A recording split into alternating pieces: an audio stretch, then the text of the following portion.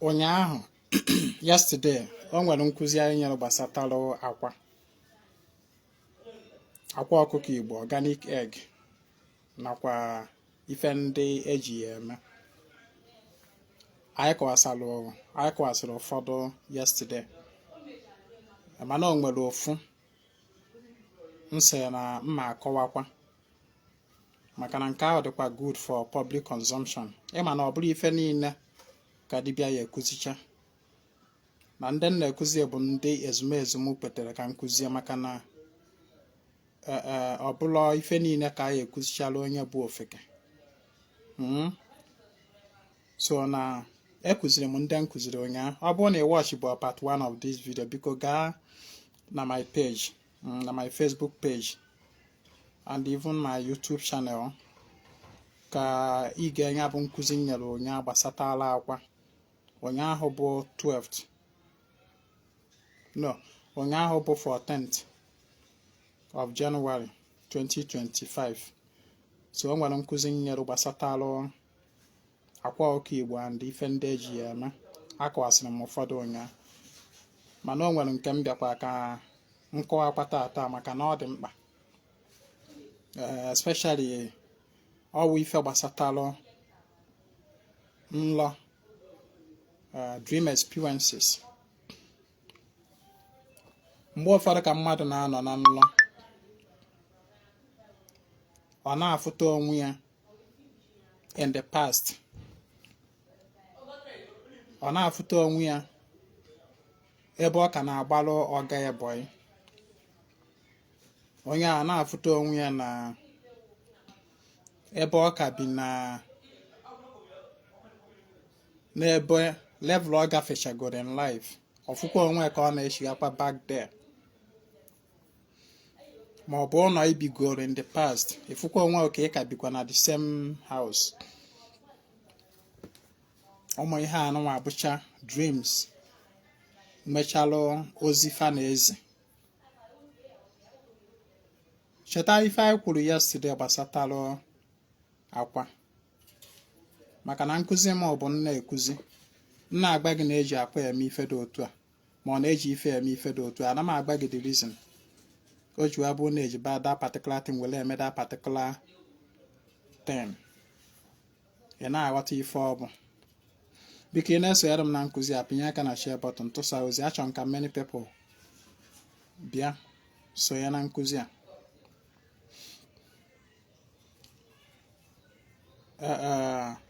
N'ihi na afụta onwe gị na nlọ in your past. Cheta na m kwuru yesterday na akwa egg a na-eji ewere break relationship. Relationship I'm talking about is not only man and woman relationship. Any relationship or entanglement with a particular person, with a particular thing, with a particular place, eji akwa wele break that entanglement. All that entanglement ga-eme gị ịnọ na nlọ. Ị ka na-afụ onwe gị in that previous because you have been entangled. For example, na ị na-alọ nlọ afụ onwe gị ka ị ka na-agbala ọga gị boy. It does not mean na ọga gị bụ ajọ mmadụ, na ọga gị gbara boy bụ ajọ mmadụ. No, that is not what it means. Ka m bịakwa.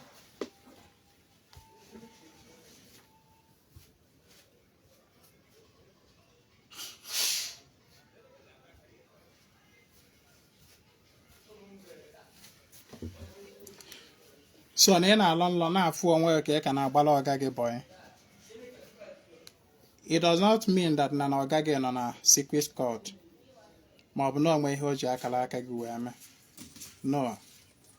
What it simply mean bụ na the relationship you have built with that person,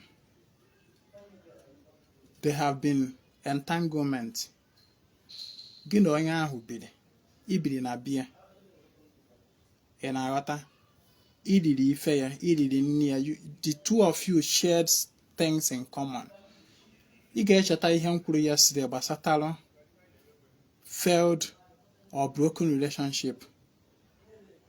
maybe na-ebu nwaanyị biko na-eshare this video I want to have more viewers ka ha mụta ihe nkụzi a biko.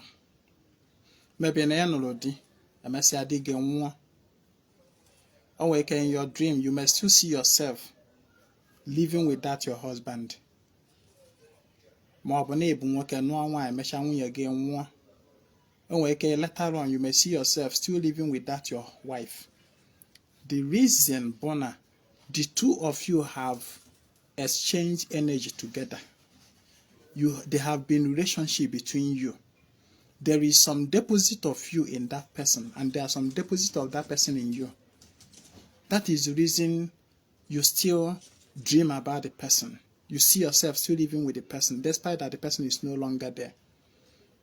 And the such relationship, for instance, if you don't consciously end that relationship you had with that person, the energy of the person is still in you. Akwa said me here yesterday. Because the person's energy is still in you, can repel any opposite sex that is coming close to you for marriage or for anything to do with you that will benefit you. For instance, and you didn't consciously separate yourself from that relationship with Diga. Maybe you have been in a relationship with somebody and all of a sudden the relationship comes to an end, and you didn't consciously break the relationship you have with that person. The person's energy that is depositing you, because you have shared some things in common with the person. The person deposits energy in you, that you are already with a man. Even when you are single, even when there is no man with you. But because of the energy of the man you have lived with, you have had things with, that is still depositing you, it will now be repairing other men away from you. So that is why you will say, Akwa, egg can be used to create barricade between you and that person. The same way, your boss, for instance, when you are a boy, na fear and law does not mean no if you does not mean no on a call, does not mean no if you no. The only thing not there, it is natural. It have natural because the person that your boss, you have had something with him. You guys share things in common. There have been exchange of energy between you and him. Even when you know where you can go for the long law or not a lot of you and law, cake and a boy. It's not something bad. He may know there have been exchange of energy. That energy interaction between you and him is still there in the spirit. Energy boom more. Energy boom more. It's just like a building. You have lived in a particular house, and you have packed out from that house to a new place, and then years later you still see yourself in dream in that old house. It does not mean no occult person. It does not mean no. The thing about you and that building have had things in common. You have exchanged energy. You can't live in a house without leaving deposit of your energy in that house, and the house leaving some deposit of energy in you. Life is all about energy and vibration. Energy and vibration. Energy is in constant motion. Energy is in constant vibration. And as energy vibrates, it interacts with each other. Any house you see is an energy on its own. Yes,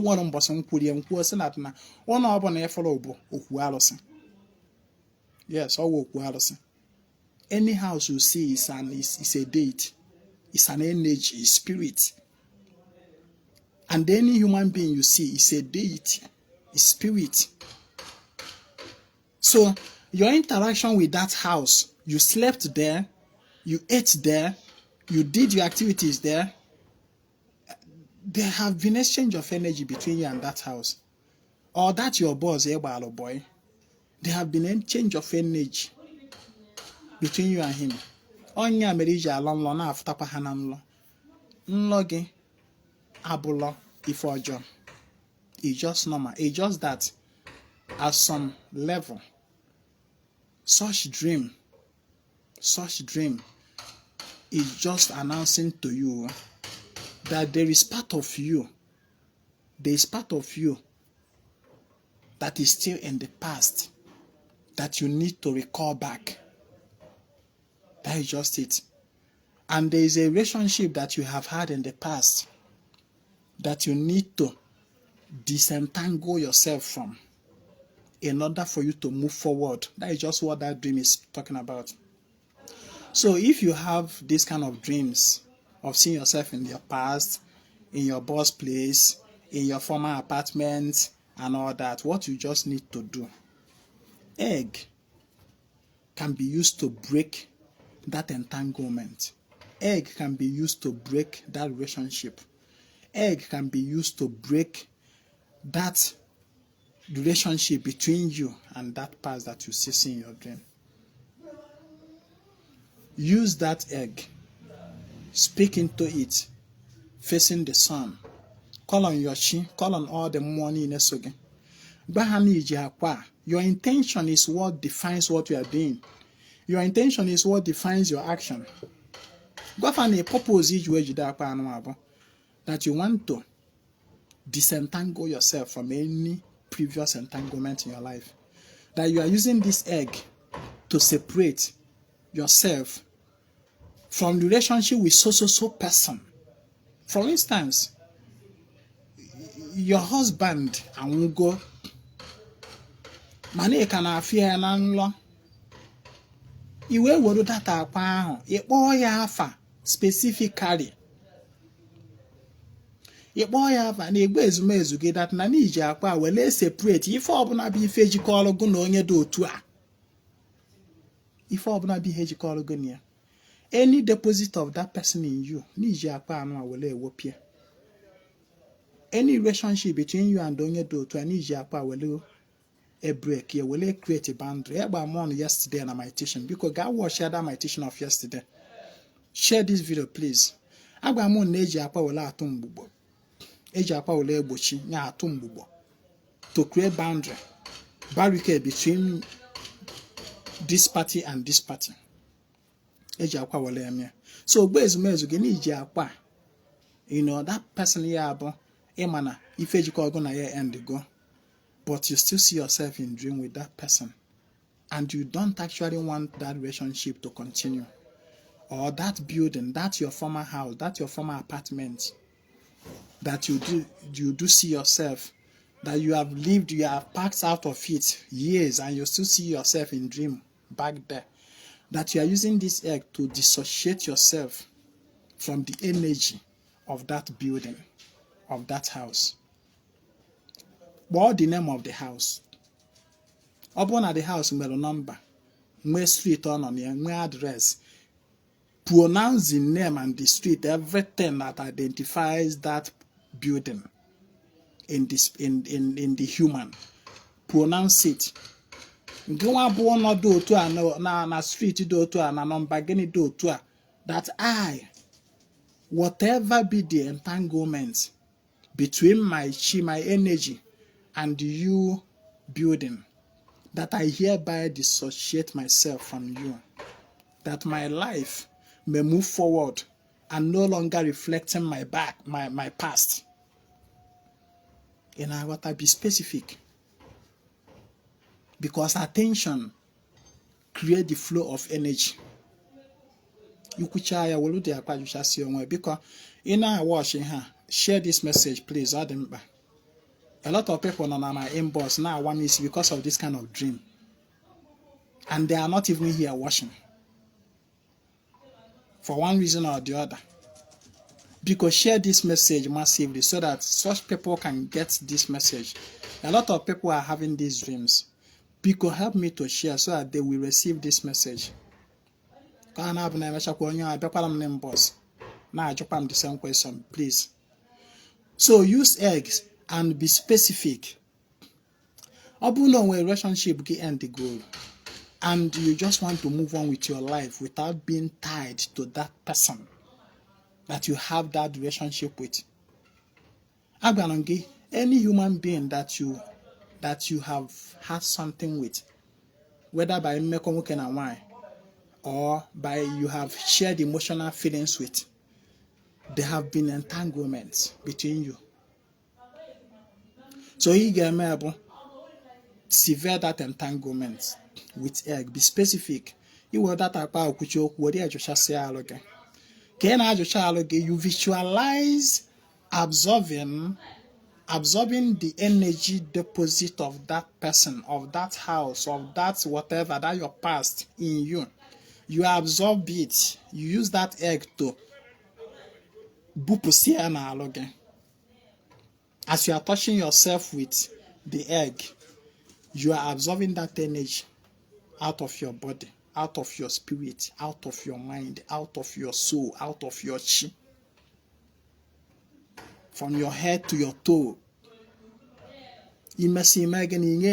Anti-clockwise. Anti-clockwise motion connotes freedom.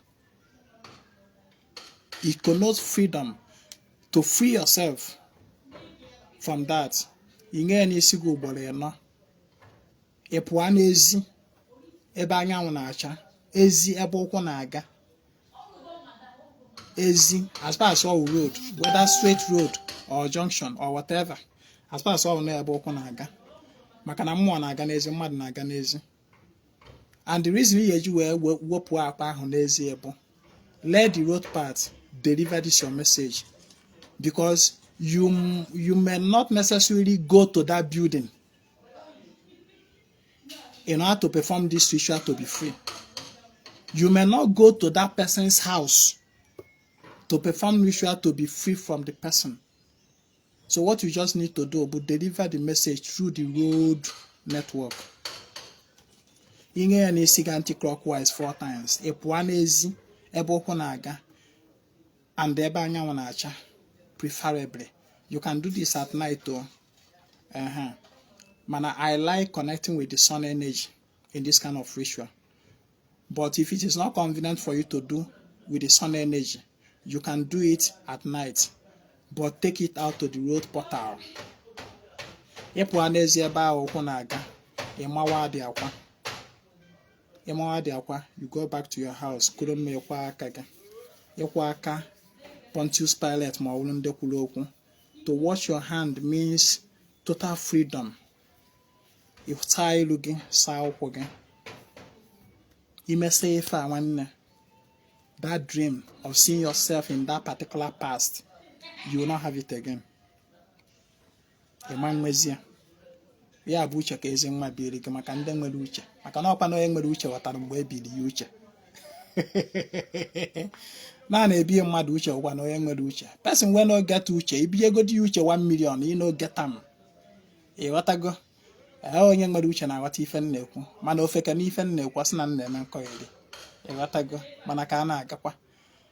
Cheta na every nkwọ anyị na-emesara aka n'obi anyị. Yes, the egg must be broken because ịma ya that place ị ga-amụ ya, make sure that no break and the water of the egg pour out. It should break. So ọ bụrụ na ịma ya, because this kind of ritual, ime ya, that is when you discover that egg can sometimes prove to be James Bond. Akpa ya abụọ daa na n'ọwa natural normally. Mana ọ dịka akwa iwere ya perform all this ritual, ịma ya efe ya ọba nsọrọ onwe ya kwụrụkwa. Ị na-asị ọkwọzikwa akpa ada ife aka esiri ya esi, mba esilo ya esi. Ife mere na okpe ha awa bụ the energy obu ka ejichara wee mee that ritual is heavy, is dense. Onye amịa n'ọwa ahụ. Ị na-aghọta? So don't be surprised na that akwa iwere emecha that mmanya na ana ọba nso ọkwụrụkwa. So ọba nso ọkwụrụkwa jekwa tụtụrụ ya, go pick it up again. Makwa ya na ana. When you pick it up that second time, don't roll it on your head though.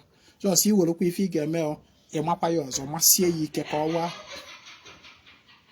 ịmakwa ya nke ahụ ọjụ na nwanne tụtụrụkwa ya ọzọ makwa ya megide ọntị n'ọwa o nwere mbọsị.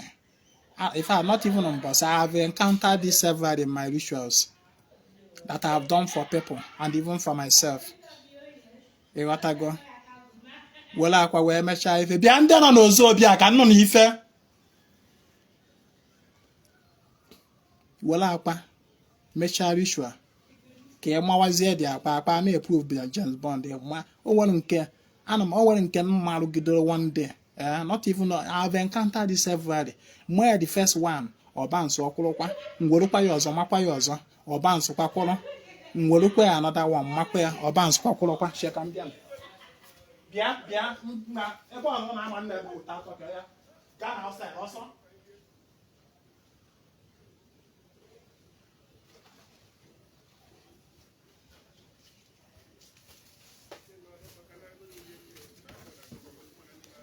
So that is it. But make sure that na the egg walawa. No matter how many times you marry, you gotta go. So that is the message for today.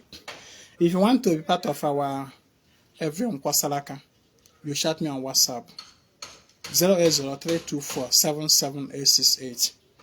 That's my WhatsApp number. Eshi Bunkwa. Eshi Thursday, 16th of January. Bunkwa. I am Salaka. Chat me to be part of it. If you want to make use of this Nkwasalaka opportunity to feed your shi, or to feed your awu, or to feed ndị ichie, or feed mmụọ sochi gị, or feed ndị otu gị, ndị mmiri gị, ndị iyi ụwa gị and all that, ma ọ bụ to use this opportunity of Salaka to do Salaka for children, or for ndị otu ọgbọ gị, however otu ọbụla ihe ọbụla mee ka mmadụ, discuss that with me on inbox. My WhatsApp number 08032477868. Please do not call. Just drop message and I'll respond to you. If you want to be part of our monthly ritual, please let me know.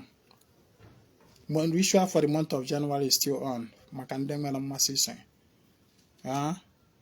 Chokwana ka iwa arugo ọjị na ezumezu anyị udo dị. Igba mmụọ ihe ịchọrọ. Igba mmụọ mkpa.